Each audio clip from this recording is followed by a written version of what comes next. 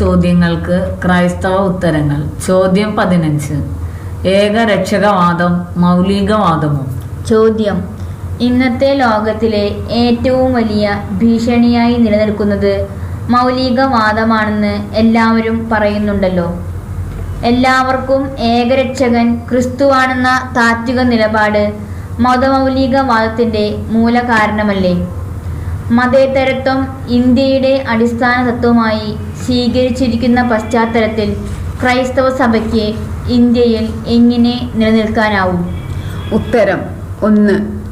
വിശ്വാസത്തിൽ വളർച്ചയ്ക്കു വകയുണ്ടോ? മതത്തിൻ്റെ പേരിലാണ് ഇന്നത്തെ ലോകത്തിലെ ഏറ്റവും വലിയ പ്രശ്നങ്ങൾ പൊന്തി വരുന്നത് എന്ന കാര്യം നിഷേധിക്കാനാവില്ല. മതത്തിൻ്റെ പേരിലാണെന്ന് വെച്ച് മതം തന്നെയാണ് അതിൻ്റെ കാരണം എന്ന് പറയുന്നത് ശരിയല്ല.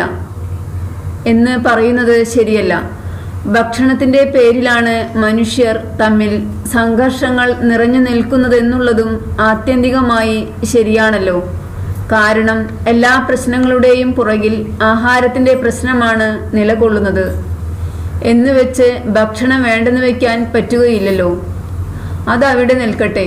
ഒരു മതവിശ്വാസി മറ്റൊരാളുടെ മതവിശ്വാസത്തെ ചോദ്യം ചെയ്യുന്നത് ശരിയല്ല എന്നാണ് മേൽപ്പറഞ്ഞ ചോദ്യത്തിൻ്റെ സാരാംശം.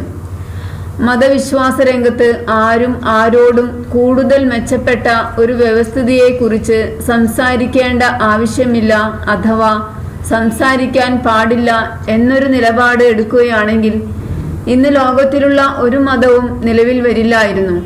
കാരണം എല്ലാ മനുഷ്യരും അവരുടെ വിശ്വാസം സ്വീകരിച്ചിരിക്കുന്നത് മറ്റുള്ളവരിൽ നിന്നാണ്. അതായത് സ്വന്തമായി ഇല്ലാതിരുന്ന വെളിച്ചമാണ് മറ്റുള്ളവരിൽ നിന്ന് സ്വീകരിച്ചിരിക്കുന്നത്. ഒരു വിശ്വാസവും മറ്റൊരു വിശ്വാസത്തേക്കാൾ മെച്ചമാണെന്ന് പറയുവാൻ പാടില്ലെന്ന് പറഞ്ഞാൽ വെളിച്ചവും ഇരുളും ഒരുപോലെയാണെന്ന് പറയുന്നതിന് തുല്യമാണ്. ഞാൻ ലോകത്തിൻ്റെ വെളിച്ചമാകുന്നു എന്ന് ക്രിസ്തു പ്രഖ്യാപിക്കുകയും അത് ലോകമെങ്ങും പോയി അറിയിക്കണമെന്ന് ആജ്ഞാപിക്കുകയും ചെയ്തപ്പോൾ അതെല്ലാ മനുഷ്യർക്കും ആവശ്യമാണെന്ന ബോധ്യത്തോടെയാണ് ഈശോ അത് കൽപ്പിച്ചതെന്ന് പറയേണ്ട ആവശ്യമില്ലല്ലോ. എല്ലാവർക്കും നന്മ വരാൻ വേണ്ടിയാണ് ഈശോ ഉദ്ദേശിച്ചതെന്ന് വ്യക്തമാണ്. 2. മതമൗലികത സ്നേഹത്തിൽ നിന്നല്ല. മതത്തിൻ്റെ പേരിലാണ് ചരിത്രത്തിലെ വലിയ സംഘർഷങ്ങൾ ഉണ്ടായിട്ടുള്ളതെന്ന് വീക്ഷണം ഏറെ ഉപരിപ്ലവമാണെന്ന് കൂലങ്കഷമായി പരിശോധിച്ചാൽ മനസ്സിലാകും. സംഘർഷത്തിൻ്റെ യഥാർത്ഥ കാരണം വേറെ എവിടെയോ ആണ് കിടക്കുന്നതെങ്കിലും മതത്തെ ഒരു പടവാളായി കക്ഷികൾ ഉപയോഗിക്കുന്നു എന്നതാണ് യഥാർത്ഥ അവസ്ഥാവിശേഷം. കുരിശ് യുദ്ധങ്ങളാണെങ്കിലും മുസ്ലിം പടയോട്ടങ്ങളാണെങ്കിലും സോവിയറ്റ് അധിനിവേശങ്ങളാണെങ്കിലും എല്ലാ അക്രമകാരികളും ആദ്യം എടുത്തുപയോഗിക്കുന്നത് അസത്യ പ്രചരണത്തിൻ്റെ പടവാളുകളാണെന്ന് ചരിത്രം പരിശോധിച്ചാൽ കാണാൻ വിഷമമില്ല. മതമൗലികവാദത്തിൻ്റെ യഥാർത്ഥ സ്വഭാവം തീർത്തും വ്യത്യസ്തമാണ്. അത് സ്നേഹത്തിലല്ല, വിദ്വേഷത്തിലും സ്വാർത്ഥതയിലുമാണ് അധിഷ്ഠിതമായിരിക്കുന്നത് എന്ന് ലോകചരിത്രം ധാരാളം തെളിയിച്ചിട്ടുണ്ട്.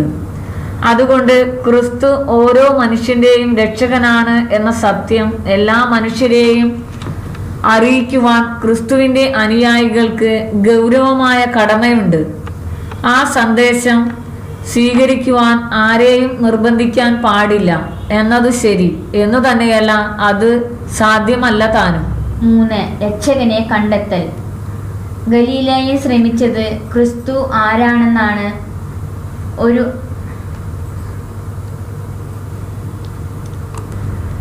3. രക്ഷകനെ കണ്ടെത്തൽ.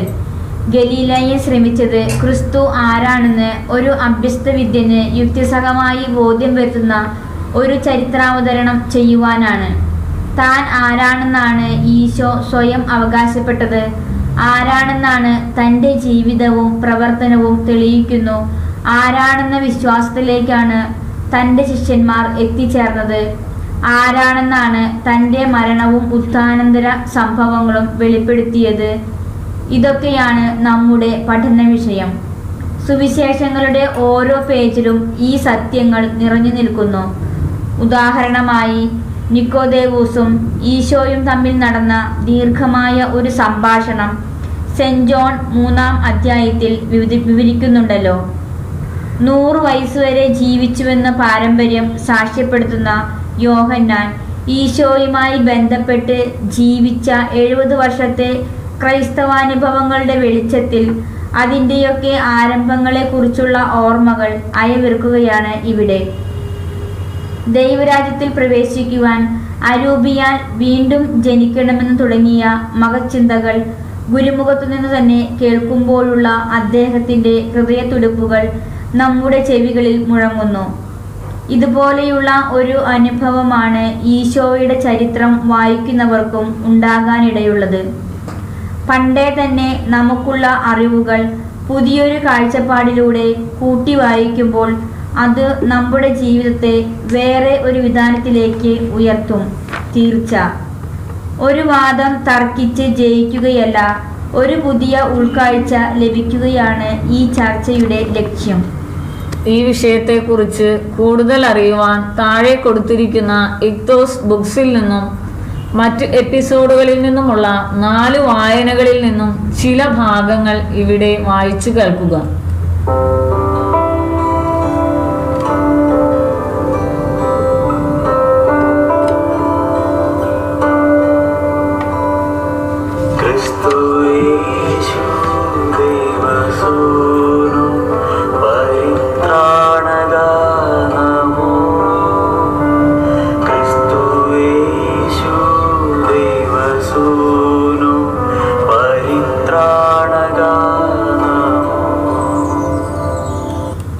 ഒന്നാം വായന. ഗലീലയൻ അധ്യായം 19 നിന്ന്. ലോകരക്ഷകൻ. ഹോമബലി അർപ്പിച്ചുകൊണ്ട് പാപങ്ങൾക്ക് പരിഹാരം നേടാമെന്നും അങ്ങനെ മനുഷ്യരക്ഷ കൈവരിക്കാമെന്നുമുള്ളത് മനുഷ്യൻ്റെ അന്തരാത്മാവിൽ എന്നും ജ്വലിച്ചു നിന്നിട്ടുള്ള ഒരാവേശമാണ്. പക്ഷേ ഈശോയിൽ യജ്ഞത്തിന് അതുല്യവും അനന്യലബ്ധവുമായ ഒരു പ്രസക്തി കൈവരുന്നു. ബലിയിൽ സംഭവിക്കുന്നത് പോലെ മൂർത്തമായ ബലിവസ്തുവിനെ ആത്മീയ വിധാനത്തിലേക്ക് ഉയർത്തുക മാത്രമല്ല, മനുഷ്യത്വം തന്നെ ദൈവികമായി തീരുന്ന രഹസ്യമാണ് ഈശോയുടെ മനുഷ്യാവതാരവും മരണവും ആവിഷ്കരിക്കുന്നത്. മനുഷ്യനെ രക്ഷിക്കാനായ ദൈവം തന്നെ ഇറങ്ങി വരികയോ തൻ്റെ സന്ദേശവാഹകനെ അയക്കുകയോ ചെയ്യുന്നതിൻ്റെ സാധ്യതയിൽ എല്ലാ മതങ്ങളും വിശ്വസിച്ചിട്ടുണ്ട്. പക്ഷേ മാനവവർഗത്തെ എന്നേക്കുമായി അന്തിമമായി രക്ഷിക്കാൻ ഒരു ദൂതൻ വരുമെന്ന് ഒരു മതവും സങ്കല്പിച്ചിട്ടില്ല. താൻ ലോകത്തിൻ്റെ പ്രകാശവും ജീവനുമാണെന്ന് പ്രഖ്യാപിച്ച ഈശോയുടേതുപോലെയുള്ള സാർവത്രികത മറ്റു മതസ്ഥാപകരിൽ ആരും അവകാശപ്പെട്ടതായി കാണുന്നില്ല. മറ്റു മതങ്ങളുമായോ പുരാണ ഇതിഹാസങ്ങളിലെ വ്യക്തികളുമായോ ഒരിക്കലും സമതുലനം ചെയ്യാൻ വയ്യാത്ത ഈശോയുടെ വേറൊരു സവിശേഷതയുണ്ട്. ദൈവത്താൽ അയക്കപ്പെട്ടയാൾ തന്നെ ലോകരക്ഷയ്ക്കായി ആത്മാഹൂതി ചെയ്യുന്നു എന്നതാണ് ആ അന്യാദൃശമായ വസ്തുത. തൻ്റെ ആടുകൾക്ക് വേണ്ടി ലോകത്തിനു മുഴുവൻ ജീവൻ ലഭിക്കാൻ വേണ്ടി താൻ ജീവൻ ത്യജിക്കുകയാണെന്ന് സംശയാതീതമായി ഈശോ ആവർത്തിച്ച് പ്രഖ്യാപിച്ചുവെന്ന് നാം നേരത്തെ കണ്ടതാണ്. പക്ഷേ തൻ്റെ മരണം കൊണ്ട് മാത്രം ഒരു മന്ത്രവിധിയാൽ എന്നോണം ഈശോ ലോകരക്ഷ സാധിക്കുകയല്ല ചെയ്തത്. മരണം മാത്രമല്ല, തൻ്റെ ജീവിതവും പ്രബോധനവും ഉയിർപ്പും രക്ഷാകൃത്യത്തിൻ്റെ അവിഭാജ്യ ഘടകങ്ങളാണ്. തൻ്റെ ലോകരക്ഷകൻ എന്ന ചിത്രം ഈശോ നമ്മുടെ മുൻപാകെ വരച്ചിട്ടുണ്ട്. അവസ്മരണീയമായ 3 വാക്കുകളിൽ: ഞാൻ വഴിയും സത്യവും ജീവനുമാകുന്നു. ലോകത്തിന് ഈശോ ആരാണ് എന്ന ചോദ്യത്തിന് ഈശോ തന്നെ നൽകുന്ന ഉത്തരം ഈ വാക്കുകളിലുണ്ട്. നേരായ പാത അങ്ങകലെ നിന്ന് ചൂണ്ടിക്കാണിച്ചു തരിക മാത്രമല്ല, അതിലൂടെ ഈശോ മുൻപേ നടക്കുകകൂടി ചെയ്തു. അങ്ങനെ വഴിതെറ്റി നടന്നിരുന്ന മനുഷ്യന്റെ ഇച്ഛാശക്തിയെ ഈശോ പരിത്രാണനം ചെയ്തു. പരമസത്യം വെളിപ്പെടുത്തി കൊടുത്തുകൊണ്ട് തമോനിമിഡമായ മനുഷ്യബുദ്ധിയെയും വീണ്ടെടുത്തു. സ്വന്തം ജീവൻ തന്നെ വിമോചന ദ്രവ്യമായി നൽകിക്കൊണ്ട് മനുഷ്യന്റെ അസ്തിത്വത്തെ സമഗ്രമായി പരിത്രാണനം ചെയ്തു. അങ്ങനെ ദൈവിക ജീവനിലേക്കുള്ള നിത്യകവാടം മനുഷ്യനായി തുറന്നുകൊടുത്തു. വഴിയും സത്യവും ജീവനും ഋഗ്വേദത്തിലെ പ്രസിദ്ധമായ ആ പ്രാചീന പ്രാർത്ഥനയുമായി ഈശോയുടെ വാക്കുകൾക്കുള്ള സ്വരൈക്യം അത്ഭുതാവഹം തന്നെ. അസതോമ സദ്ഗമയ, തമസോമ ജ്യോതിർഗമയ, മൃത്യോർമ അമൃതം ഗമയ. വഴി. മനുഷ്യൻ സഞ്ചരിക്കേണ്ട വഴി ഈശോയാണ്. അനേകം പാതകളിൽ ഒന്ന് എന്നല്ല, ഏക യഥാർത്ഥ പാതയാണ് അവിടുന്ന്. എന്നിലൂടെയല്ലാതെ ആരും പിതാവിന്റെ പക്കലേക്ക് വരുന്നില്ല. ദൈവ മനുഷ്യനല്ലാതെ മറ്റേതൊരു മനുഷ്യൻ ഉച്ചരിച്ചാലും മഹാദൈവദൂഷണമായിത്തീരുന്ന വാക്കുകൾ. വിഷലിപ്തമായ മനുഷ്യ മനസ്സിനെ അവിടുന്ന് രക്ഷിച്ചു തൻ്റെ ജീവിത മാതൃക വഴി. ഒരു മനുഷ്യന്റെ മനസ്സിനെ ബലം പ്രയോഗിച്ച് മാറ്റുവാൻ ഒരു മനുഷ്യനും സാധിക്കുകയില്ല. മനുഷ്യ ഹൃദയത്തിൽ സ്വാധീനം ചെലുത്താനും മാറ്റം സൃഷ്ടിക്കാനും ഏറ്റവും ഉപയുക്തമായ മാർഗം അവന് എങ്ങനെ സ്വയം മാറാൻ കഴിയുമെന്ന് ഒരാൾ തൻ്റെ സ്വന്തം ജീവിതത്തിൽ കാണിച്ചു കൊടുക്കുകയാണ്. ഈശോയുടെ ജീവിത മാതൃക ലോകചരിത്രത്തിൽ അഭൂതപൂർവമായ മാറ്റമാണ് വരുത്തിയിരിക്കുന്നത്. മനുഷ്യരെ ചുട്ടുചാമ്പലാക്കിയ നാസി തടങ്കൽ പാളയങ്ങളിലും സൈബീരിയൻ നിർബന്ധിത ലേബർ ക്യാമ്പുകളിലും ഭൂമധ്യരേഖാ പ്രദേശത്തെ വയലേലകളിലെ ചുട്ടുപൊള്ളിക്കുന്ന ഉച്ചച്ചൂടിലും യുദ്ധഭൂമികളിലെ മരണം വിതയ്ക്കുന്ന ബോംബ് വർഷത്തിന്റെ നടുവിലും ലക്ഷക്കണക്കിന് സ്ത്രീ പുരുഷന്മാർ ദൈവത്തിന് മനുഷ്യനോടുള്ള സ്നേഹം പ്രഖ്യാപിച്ചിട്ടുണ്ട്. കാരണം അവരുടെ അഗ്നിപരീക്ഷണങ്ങളുടെയും കൊടിയ ദുരിതങ്ങളുടെയും ഉച്ചിയിലും അവരുടെ അന്തർനേത്രങ്ങളുടെ മുമ്പിൽ ക്രിസ്തുവിന്റെ പ്രതിരൂപം തെളിഞ്ഞു നിന്നു. സുവിശേഷം നമ്മുടെ മുമ്പിൽ വരച്ചു കാണിക്കുന്ന ക്രിസ്തു ചിത്രമായ ഒരു ജീവിതത്തിനു വേണ്ട കരളുറപ്പ് സമ്പാദിച്ചിട്ടുണ്ട്. ഈശോയുടെ പ്രബോധനങ്ങളാണവ. ഈശോയുടെ വാക്കും പ്രവൃത്തിയും തമ്മിൽ സമ്പൂർണമായ താദാത്മ്യമാണുള്ളത്. പല മഹാന്മാരും അവരുടെ ജീവിതകാലത്ത് വളരെ പ്രസിദ്ധരായിരുന്നു. പക്ഷേ മൺമറഞ്ഞ ആ മഹാത്മാക്കൾ ഇപ്പോൾ ജീവിക്കുന്നത് ചരിത്ര ഗ്രന്ഥങ്ങളിൽ മാത്രമാണ്. മനുഷ്യരുടെ മനോവ്യാപാരങ്ങളിൽ നിന്ന് അവർ അപ്രത്യക്ഷരായി കഴിഞ്ഞിരിക്കുന്നു. മനുഷ്യരുടെ ജീവിതത്തിൽ ഇന്ന് അവർ സ്വാധീനം ചെലുത്തുന്നില്ല. ലെനിന്റെ മരണക്കിടക്കയിൽ വെച്ച് അദ്ദേഹത്തെ സന്ദർശിക്കാനെത്തിയ തൻ്റെ ഒരു യൗവനകാല സുഹൃത്തിനോട് ലെനിൻ പറഞ്ഞതായി കേട്ടിട്ടുണ്ട്, തൻ്റെ ജീവിതം മുഴുവൻ വലിയൊരു തെറ്റായി പോയി എന്ന്. ആ മഹാവിപ്ലവകാരി തൻ്റെ സുഹൃത്തിനോട് ഏറ്റുപറഞ്ഞു അത്രേ. മനുഷ്യരിൽ ഹൃദയപരിവർത്തനം സാധിക്കാൻ പര്യാപ്തമായ ഒരു ആദർശം ഭാവി പരമ്പരയ്ക്ക് പ്രദാനം ചെയ്യാൻ തനിക്ക് കഴിഞ്ഞില്ലെന്നതാണ് അതിന് കാരണമെന്ന്. ലോകം കണ്ടിട്ടുള്ളതിൽ വെച്ച് ഏറ്റവും വലിയ വിപ്ലവത്തിന് ഏതാനും ദശകങ്ങൾക്കുള്ളിൽ ആഗോള വ്യാപകമായ ഒരു രാഷ്ട്രീയ പ്രസ്ഥാനമായി മാറിയ കമ്മ്യൂണിസത്തിന് പോലും അതിൻ്റെ പ്രചാരണത്തെ തുണച്ച ചരിത്രപരമായ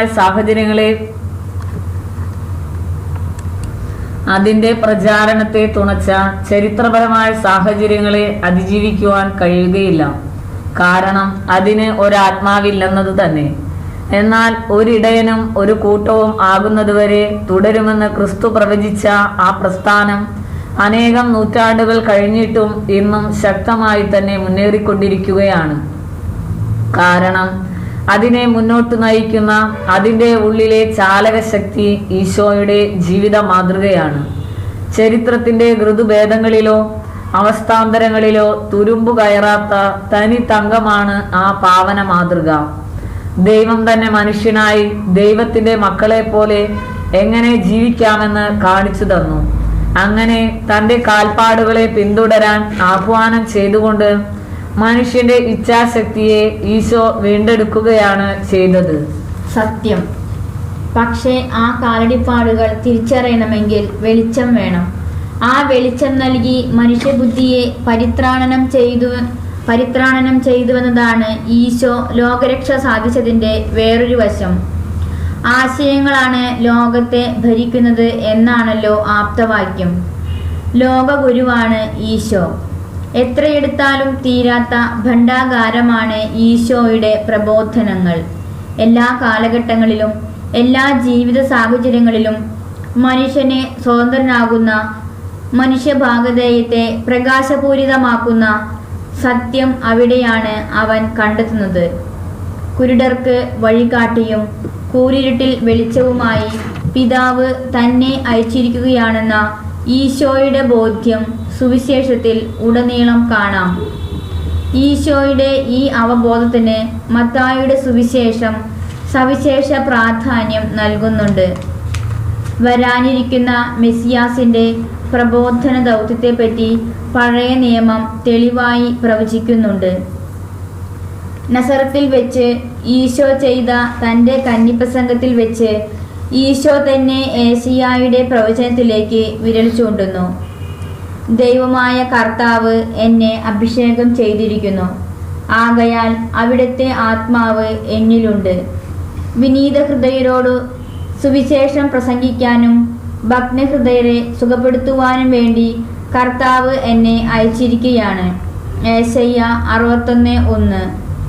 ഏക യഥാർത്ഥ ഗുരുവും അധ്യാപകനും താനാണെന്ന് ഈശോ കരുതിയിരുന്നു. മിശിഹയാണ് നിങ്ങളുടെ ഏകനായകൻ.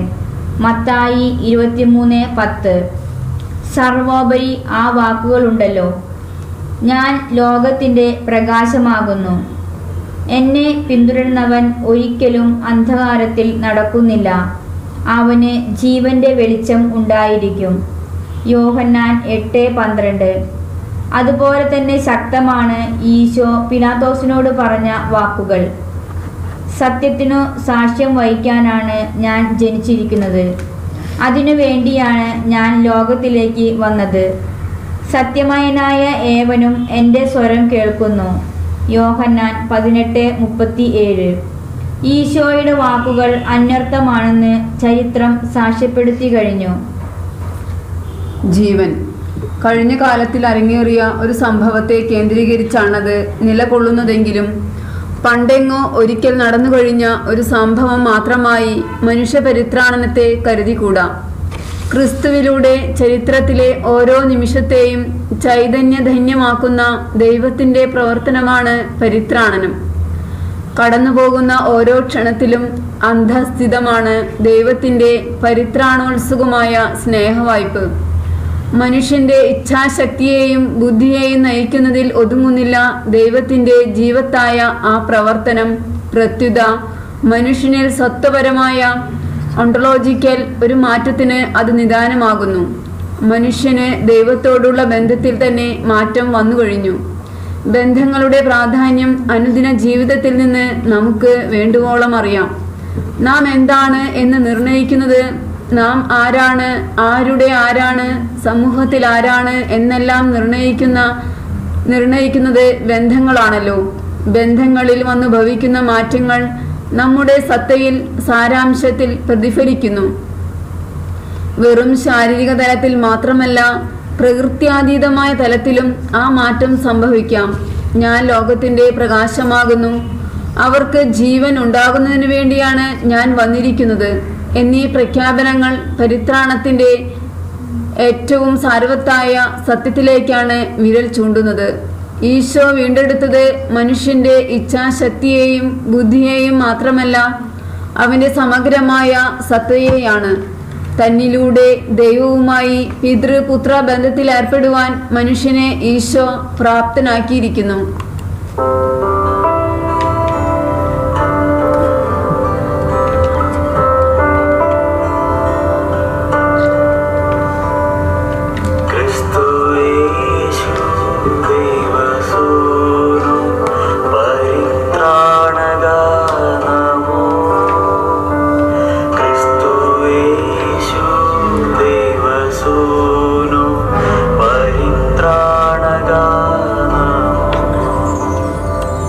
രണ്ടാം വായന ഹിന്ദു ക്രിസ്ത്യൻ ഡയലോഗ് അധ്യായം 7 നിന്ന് വെളിപാട് വിനയവും.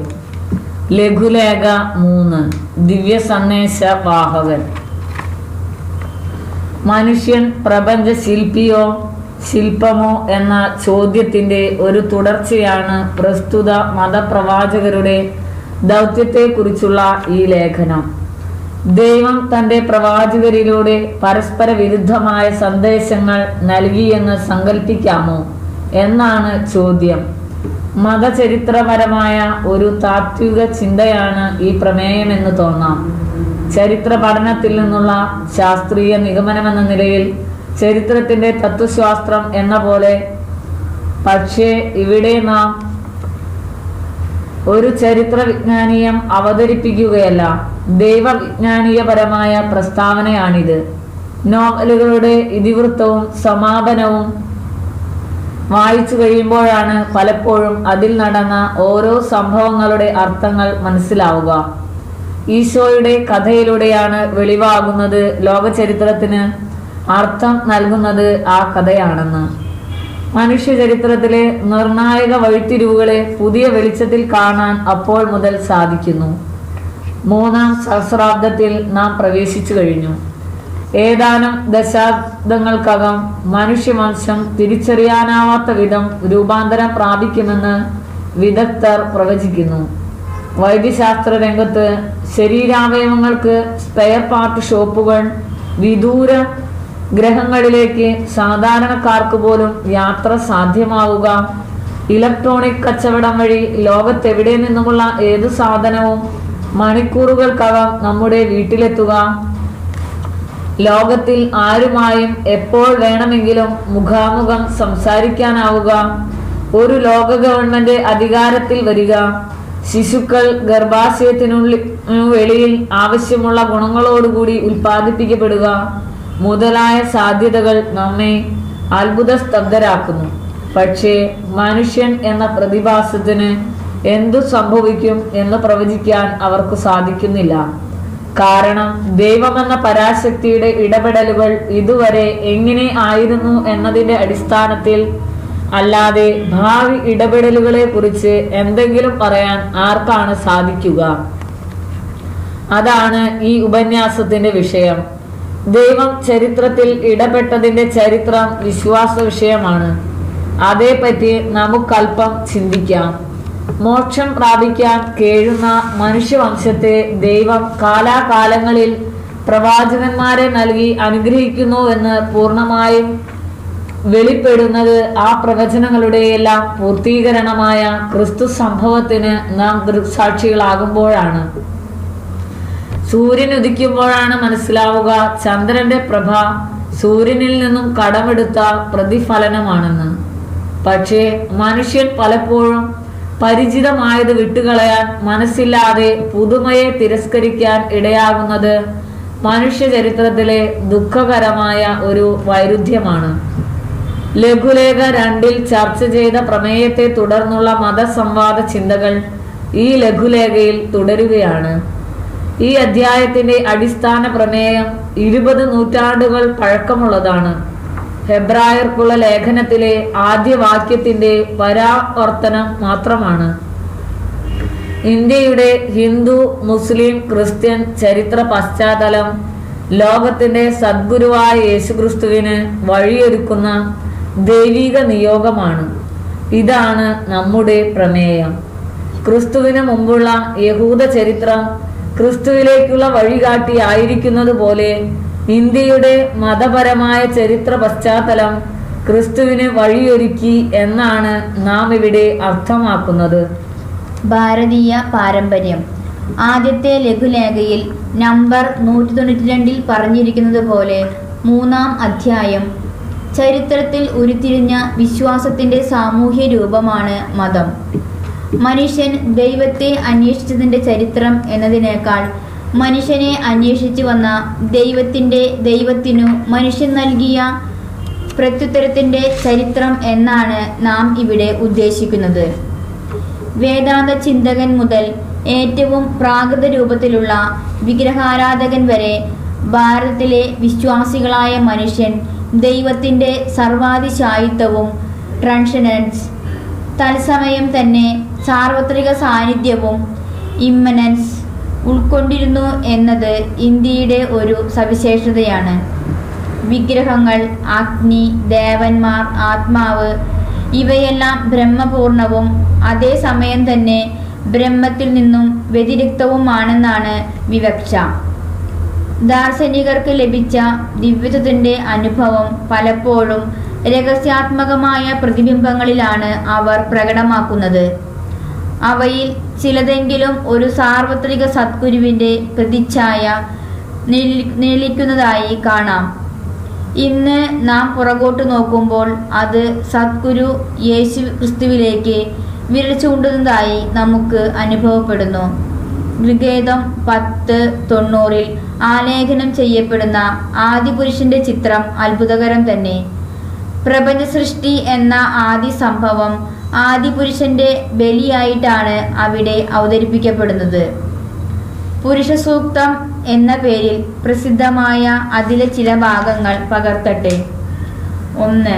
1000 തലകളുണ്ട് പുരുഷന്, 1000 കണ്ണുകളും 1000 പാദങ്ങളും ഭൂമിയെ എല്ലാ വശത്തും വലയം ചെയ്തുകൊണ്ട് അവൻ അതിനെ 10 വിരൽ അധികരിക്കുന്നു. 2. പുരുഷനെ യാഗവസ്തുവായി ദേവന്മാർ ബലിയർപ്പിച്ചപ്പോൾ വസന്തം നൈവേദ്യവും ഗ്രീഷ്മകാലം വിറകും ശരത്കാലം ബലിവസ്തുവുമായിരുന്നു.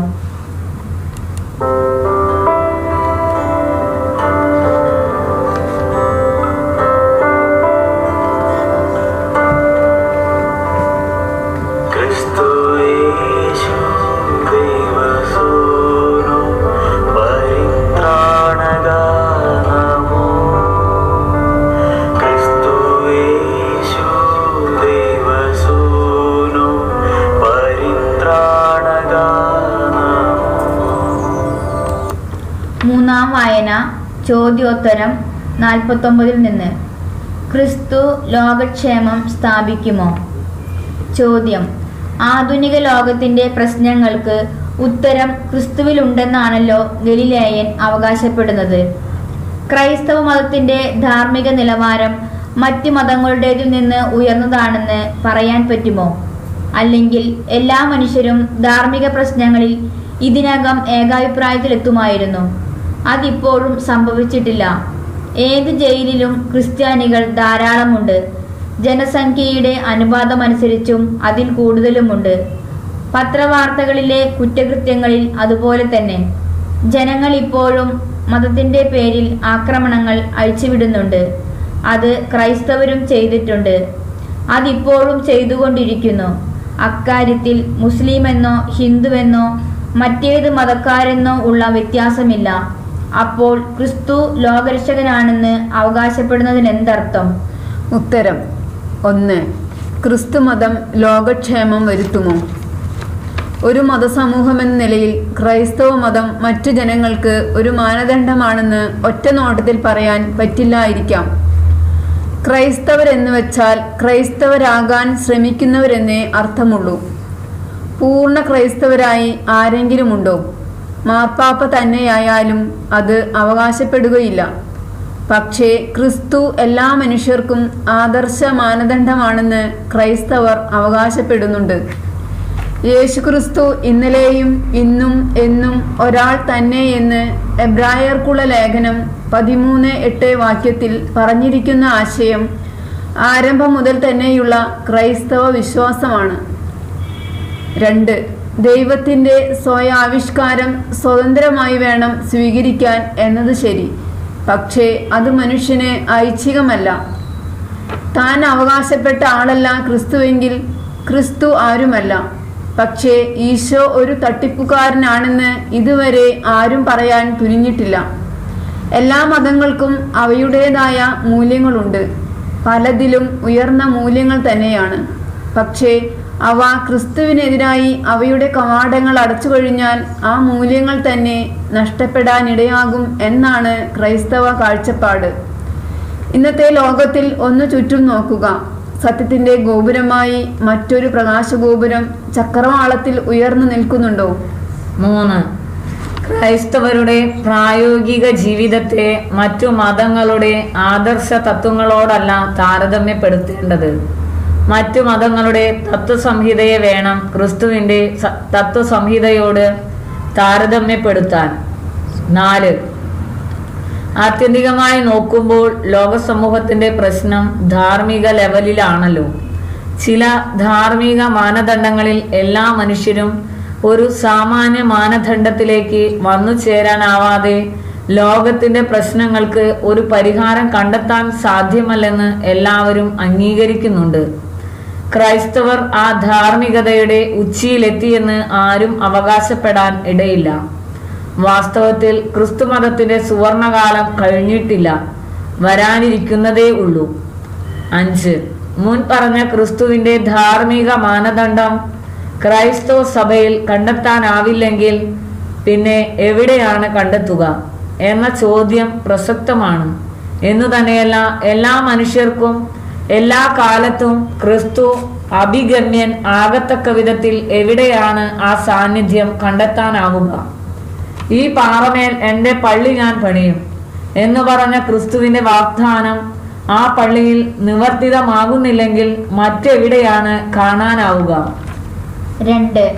ക്രിസ്തു സഭയിലൂടെ മാത്രമല്ല പ്രവർത്തിക്കുക. 1. ഒരു വിളക്കിൽ നിന്നും വെളിച്ചം ലഭിക്കുന്ന എല്ലാ വസ്തുക്കളും സ്വയം പ്രകാശിക്കുന്ന വിളക്കുകളായെങ്കിൽ നന്നായിരുന്നു. പക്ഷേ എല്ലാ വസ്തുക്കളും വിളക്കുകൾ ആവുന്നില്ലെങ്കിലും ക്രിസ്തുവിൽ നിന്നുള്ള വെളിച്ചം സ്വീകരിച്ച എത്രയോ ജ്വലിക്കുന്ന വിളക്കുകളാണ് ഇന്ന് ലോകമെങ്ങും തിളങ്ങിക്കൊണ്ടിരിക്കുന്നതെന്ന് ഓർക്കുക. അവ ഇല്ലായിരുന്നെങ്കിൽ ഇന്നത്തെ ലോകം എന്താകുമായിരുന്നു? 2. 21-ാം ശതാബ്ദത്തെയാണ് നാം ഇപ്പോൾ മുന്നിൽ കാണുന്നത്. ക്രൈസ്തവ മുസ്ലിം ലോകങ്ങൾ മുഖാമുഖം ഏറ്റുമുട്ടുന്ന നൂറ്റാണ്ടാണിത് എന്ന് പ്രവചിക്കുന്നവരുണ്ട്. അതെന്തുമാകട്ടെ, അടുത്തൊരു 25 കൊല്ലത്തിനകം ലോകത്തിൻ്റെ മുഖച്ഛായ തീർത്തും മാറിയിരിക്കുമെന്നാണ് നിരീക്ഷകർ പറയുന്നത്. പരസ്പരം ചുട്ടെരിച്ച് കളയാൻ മാത്രം ഭീകരമായ ആയുധ ശേഖരങ്ങളാണ് ലോകത്തിൻ്റെ വിവിധ ചേരികൾ ഇന്ന് സംഭരിച്ചു വച്ചിരിക്കുന്നത്. അവ ഭീകര സംഘടനകളുടെയോ ഭീകര ഗവൺമെൻറ്റുകളുടെയോ കയ്യിൽ ചെന്നുപെട്ടാലത്തെ സ്ഥിതി ചിന്തിക്കാൻ പോലും വയ്യ. 3. ഈ അവസ്ഥയ്ക്ക് എന്തെങ്കിലും പരിഹാരമുണ്ടെങ്കിൽ അത് ക്രിസ്തു മാത്രമാണെന്നാണ് ക്രൈസ്തവ കാഴ്ചപ്പാട്. ആ ദൈവരാജ്യം ക്രിസ്തുവിൻ്റെ സംഭാവനയാണെന്ന് ഗലീലയൻ സമർത്ഥിച്ചിരിക്കുന്നു. ക്രിസ്തു ലോകത്തെ രക്ഷിച്ചുവെന്ന് പറയുന്നതിൻ്റെ അർത്ഥം ലോകം ഒരു മാജിക് കൊണ്ടെന്ന പോലെ രൂപാന്തരപ്പെട്ടുവെന്നല്ല. നിന്നെ കൂടാതെ നിന്നെ സൃഷ്ടിച്ച ദൈവം നിന്നെ കൂടാതെ നിന്നെ രക്ഷിക്കയില്ല എന്ന സെന്റ് അഗസ്റ്റ്യൻ പറഞ്ഞിട്ടുള്ളത് സുവിശേഷങ്ങളുടെ അടിസ്ഥാന സന്ദേശമാണ്. ക്രിസ്തു ക്രൈസ്തവർക്ക് മാത്രം സ്വന്തമല്ല. ക്രിസ്തുവിൻ്റെ സ്വന്തമാകാൻ ശ്രമിക്കുന്നവരെയെല്ലാം യഥാർത്ഥത്തിൽ ക്രൈസ്തവർ ആയിക്കഴിഞ്ഞു. ചുരുക്കത്തിൽ പറയാം, ലോകക്ഷേമം എന്ന വാക്കുകൊണ്ട് ഉദ്ദേശിക്കുന്നത് ഒരു ഐഹിക പറുദീസയാണെങ്കിൽ സുവിശേഷങ്ങളിൽ ആ സങ്കല്പം നാം കാണുകയില്ല. സ്വർഗീയ ജീവിതത്തിലേക്കുള്ള പാത ഇടുങ്ങിയതാണെന്നും ആ പാതയിലൂടെ ചരിക്കുന്നവർക്ക് അവിടുന്ന് വഴിയും വെളിച്ചവുമാണെന്നാണ് ഈശോയുടെ പ്രബോധനം. ഈ ജീവിതം എല്ലാവർക്കും സുഗമവും നീതിപൂർവകവുമാക്കുവാൻ സ്നേഹത്തിൻ്റെയും ത്യാഗത്തിൻ്റെയും ജീവിതശൈലി അനുഷ്ഠിക്കണമെന്നാണ് ഈശോയുടെ പ്രബോധനം. മറിച്ചായാൽ ജീവിതം നരകമാകും എന്നും ധരിക്കണം.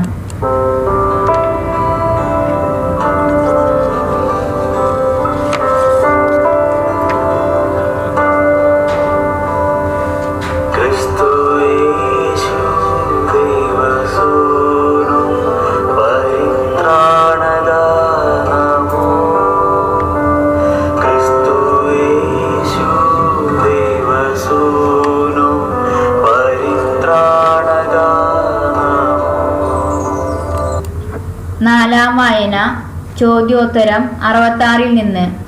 മതശാസ്ത്രവും ക്രിസ്തുമതവും. ചോദ്യം: പാശ്ചാത്യ പണ്ഡിതന്മാരുടെ ക്രൈസ്തവ ഗവേഷണങ്ങൾ ഒരു പക്ഷേ ഈ നാട്ടിലെ ക്രൈസ്തവ വൈജ്ഞാനികരുടെ ശ്രദ്ധയിൽ വേണ്ടത്ര പെട്ടിട്ടില്ലെന്ന് വേണം വിചാരിക്കാൻ. കാരണം അവരുടെ ഗവേഷണങ്ങൾ ക്രിസ്തുവിൻ്റെ ജനനവും ജീവിതവും സംബന്ധിച്ച വിവരണങ്ങളിൽ പുരാതന ഗ്രീക്ക് റോമൻ ഇതിഹാസങ്ങളുമായി വളരെ സമാനതകൾ വെളിച്ചത്തു കൊണ്ടുവന്നിട്ടുണ്ട്. ഓരോ മതത്തിനും ദൈവത്തിൽ നിന്ന് വന്ന രക്ഷകന്മാരുണ്ട്. സെമിറ്റിക് മതങ്ങളെ സംബന്ധിച്ചിടത്തോളം ക്രൈസ്തവ മതം ഉൾപ്പെടെ തങ്ങളുടെ വിശ്വാസം മറ്റുള്ളവർ അതേപടി സ്വീകരിക്കണമെന്ന് നിർബന്ധം പിടിക്കുന്നു എന്നൊരു വ്യത്യാസമുണ്ട്. അതുകൊണ്ട് മറ്റുള്ളവരെ മാനസാന്തരപ്പെടുത്തുന്നതിനായി എന്തു മാർഗവും ഉപയോഗിക്കാൻ അവർ തയ്യാറാവുന്നു. ബലാത്സംഗത്തേക്കാൾ നീചമായ ഒരു പരിപാടിയല്ലേ അത്? എന്നു തന്നെയല്ല, ക്രൈസ്തവ മതത്തിൻ്റെ മൂലക്കല്ലായ ക്രിസ്തുവിൻ്റെ കന്യാജനനം ഒരു അസംബന്ധമാണെന്ന് അവർ തെളിയിച്ചു കഴിഞ്ഞു. അപ്പസ്തോലന്മാർ ഭൂരിഭാഗവും ഇത്രയും അത്ഭുതകരമായ സംഭവത്തെക്കുറിച്ച് ഒരു സൂചന പോലും നൽകുന്നില്ലല്ലോ. ഉത്തരം 1. മതശാസ്ത്രജ്ഞന്മാർക്ക് പിടികിട്ടാത്തത്. 2000 കൊല്ലമായി ചർച്ച ചെയ്തുകൊണ്ടിരിക്കുന്ന ഏറ്റവും വലിയ തർക്കവിഷയമാണ് യേശു ക്രിസ്തു. യേശുവിന് തൻ്റെ സമകാലികരെ പോലും താൻ ആരാണെന്ന് ബോധ്യപ്പെടുത്താൻ സാധിച്ചില്ല എന്നതല്ലേ വസ്തുത. അതുകൊണ്ടാണല്ലോ അവർ യേശുവിനെ കുരിശിൽ തറച്ച് വധിക്കുവാൻ തയ്യാറായത്. അങ്ങനെയെങ്കിൽ 2000 വർഷങ്ങൾ കഴിഞ്ഞിട്ടിപ്പോൾ ഒരു സാധാ ക്രൈസ്തവന് യേശുവിലേക്ക് മറ്റുള്ളവരെ ആനയിക്കാൻ എളുപ്പമല്ലെന്നുള്ളതിൽ അത്ഭുതപ്പെടാനില്ല. യേശു ലോകത്തിൽ വലിയ മാറ്റങ്ങളാണ് വരുത്തിയതെന്ന് ആരും സമ്മതിക്കും. അതിനായി യേശു എന്താണ് ചെയ്തത്? ഒരു പുതിയ സന്ദേശം ലോകത്തിനു നൽകി. വളരെ പേരും അത് സ്വീകരിച്ചില്ല. തൻ്റെ സന്ദേശം ജീവിതത്തിലൂടെ പ്രയോഗത്തിൽ വരുത്തി. പക്ഷേ അധികം പേരും അത് അംഗീകരിച്ചില്ല. അപ്പോൾ യേശു എന്താണ് ചെയ്തത്? തൻ്റെ ജീവരക്തം കൊണ്ട് കാൽവരിയിൽ ആ സന്ദേശത്തിന് മുദ്രവെച്ചു. എന്നിട്ട് 3-ാം ദിവസം ഉയർത്തെഴുന്നേറ്റു. പിന്നീട് അങ്ങോട്ട് അന്നു മുതൽ ഇന്നുവരെ മനുഷ്യ സമൂഹത്തെ നീചമായ ബലാത്സംഗമെന്ന് നിങ്ങൾ വിളിക്കുന്ന ആ സുവിശേഷവൽക്കരണ പ്രക്രിയയിലൂടെ തന്നെ കീഴടക്കിക്കൊണ്ടിരിക്കുകയാണ്.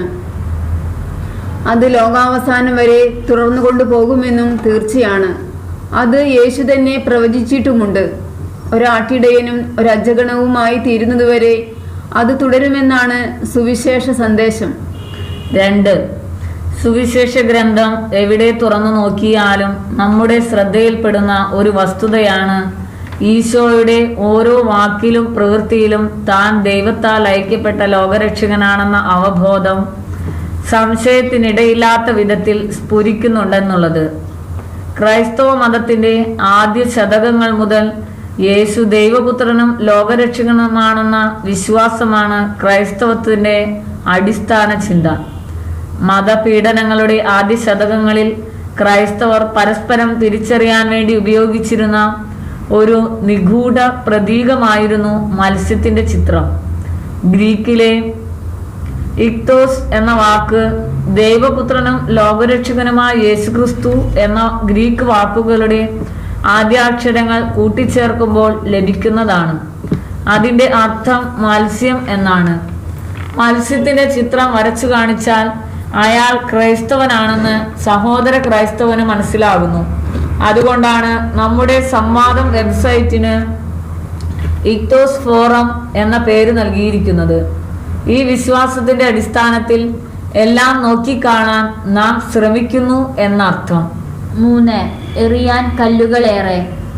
ഒരു കാര്യം കൂടെ, ഈശോയുടെ കന്യകാജനനം ക്രിസ്തുമതത്തിന്റെ ആണിക്കല്ലാണെന്ന് ആര് പറഞ്ഞു? അതേപ്പറ്റി ഈശോ പ്രസംഗിച്ചിട്ടേയില്ല. അത് മറിയത്തിന്റെ ഹൃദയ രഹസ്യമാണ്. മറിയം അത് പറഞ്ഞു നടക്കാറുണ്ടെന്ന് വിചാരിക്കാനാവില്ല. ആദിമ ക്രൈസ്തവർക്ക് ഏറ്റവും പ്രധാനം ഈശോ കുരിശിൽ മരിക്കുകയും ഉത്ഥാനം ചെയ്യുകയും ചെയ്തതാണ്. ഈശോയുടെ കന്യകാജനനത്തെക്കുറിച്ച് അപ്പസ്തോലന്മാർ മാതാവിൽ നിന്ന് തന്നെ കേട്ടിരിക്കാനിടയുണ്ട്. പക്ഷേ പിന്നീട് ഈശോയുടെ വ്യക്തിത്വത്തെക്കുറിച്ച് കൂടുതൽ ആഴത്തിൽ ചിന്തിക്കാൻ തുടങ്ങിയപ്പോഴായിരിക്കണം കന്യകാജനനം എന്ന രഹസ്യം അവരുടെ മനസ്സിൽ കൂടുതൽ തെളിഞ്ഞു വന്നത്. ഏതായാലും ഇങ്ങനെ ഓരോ കപടന്യായങ്ങൾ ഈശോയ്ക്കെതിരായി കഴിഞ്ഞ 2000 കൊല്ലങ്ങളിൽ നടന്നിട്ടുള്ള വാദപ്രതിവാദങ്ങളിൽ പൊക്കിക്കൊണ്ടുവരാൻ ഈശോയുടെ ശത്രുക്കൾ ശ്രമിച്ചിട്ടുണ്ടെന്നുള്ളത് സത്യമാണ്. ക്രൈസ്തവരെന്ന് പേരുള്ളവരെങ്കിലും ലിബറൽ പണ്ഡിതന്മാരെന്ന് പറയുന്ന റേഷണലിസ്റ്റുകൾ പറയുന്നത് അതേപടി വിശ്വസിക്കേണ്ട. വിശ്വാസികളായ ക്രൈസ്തവ പണ്ഡിതർക്ക് എന്താണ് പറയാനുള്ളതെന്ന് കൂടി പഠിക്കാൻ ശ്രമിക്കണം. ക്രൈസ്തവ വിശ്വാസ പ്രമാണം പോലെ ഒരു പേജിൽ അത് ചുരുക്കി പറയാം. ഗലീലയൻ ചെയ്യുന്നത് പോലെ 1000 പേജിൽ അത് വിശദീകരിക്കാം. അതുപോലെയുള്ള 1000 പുസ്തകങ്ങളിൽ വിശദീകരിച്ചാലും പിന്നെയും പറയാനുണ്ടാകും.